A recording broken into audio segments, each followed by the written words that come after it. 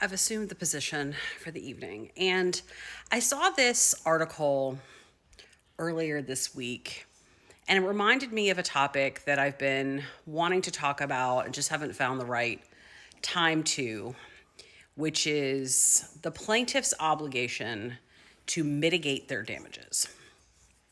And this seems like a good opportunity to talk about it. So when you are the plaintiff in a case, you are seeking monetary damages from someone. There's an automatic legal responsibility that you have to mitigate those damages. And what that means is you can't just sit there and let damages accrue so that the other parties eventually have to pay you more money than you actually deserve.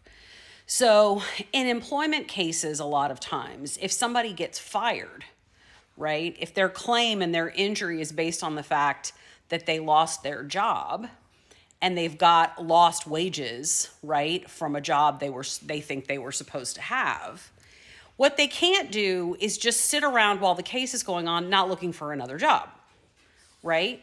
Because they have a responsibility as someone claiming monetary damages to do whatever is reasonable in good faith within their power to try to stop or limit those damages to the extent they possibly can. They are not required to take actions that hurt them. They are not required to turn their lives upside down, but they are required to take reasonable steps to mitigate or lessen the effect of the damages that they have claimed. So for Lively's sexual harassment claim, it's kind of a weird one because the only real damages that she is claiming are emotional, this was really hard for her. It made it hard for her to go to work. And while you can put a monetary limit on that, or a monetary amount on that, usually when it comes to mitigating emotional pain and suffering, stuff like that, it's really just like you can't drink 3 bottles of tequila every day and then say, I just can't get over this depression. Or, right, if a doctor prescribes you medication, you have to take it for your emotional issues, stuff like that. I don't think that really applies to Blake Lively here since she pulled the intentional infliction claims and let everybody know that she was not going to be claiming severe emotional distress for any of her claims because she doesn't want to turn over medical records. So, the only real mitigation of damages she has to do there is to just, try to live her life, which, she is. I don't think there's any argument that she's not. All right. The more interesting question is on the retaliation claim, because a lot of her damage, her primary damage there is reputational damage, right? And so what do you have to do to mitigate reputational damage? You can't pile on, right? You can't pile on and make the reputational damage worse. Now, I know that there's an argument in this case that's eventually going to be made that she caused the emotional damage in the first place. But assuming for the sake of argument now, before we get to that even if Wayfair somehow caused her reputational damage, she still has to show that she did everything within a reasonable amount of effort to mitigate those damages. So like when they went to the SNL 50th anniversary and people were really upset about that, and when she went to the Time thing and gave that speech, people were really upset about that. And they were like, how can she do that? Doesn't this show that her reputation hasn't been damaged? And what that was damages mitigation. That was her. She can't just sit at home and cry until this case goes to trial, right?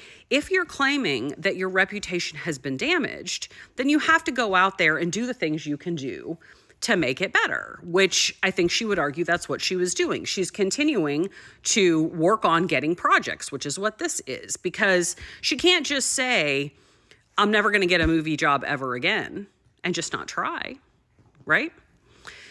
But what's tricky about this in a reputation damage case is that it cuts in both directions, because while it does align with this idea of she's out there trying to rectify and undo the emotion or the reputational damage to the greatest extent she possibly can through the means that she has, it also starts to look at some point like, was the reputational damage all that bad if it was this easy to fix? Right? So, I think that both sides of this case are looking at these things that she's doing as potential evidence and arguments for them. It's also really interesting to me that this statement or the release of this information is not just that she will star in this movie, but that she will produce it. Because, of course, that was a very big deal in the whole It Ends With Us thing, was that she eventually got herself a PGA mark because she did so much producing on the film. And, again, I can kind of see this cutting both ways. I can see her saying, yeah, the fact that Lionsgate is going to allow me to produce a film just shows how helpful I was on that set and how much I deserve that PGA mark. But then it allows the Wayfarer people to say, this is how much power this woman had on our set, was that she did basically produce an entire movie. And now, because of she did it on our movie, she's getting to do it on another movie. So with that power dynamic in place, how could we possibly have created a hostile work environment for her that disallowed her to come to work because we didn't control the workplace, she did. So again, I think this information cuts in both directions.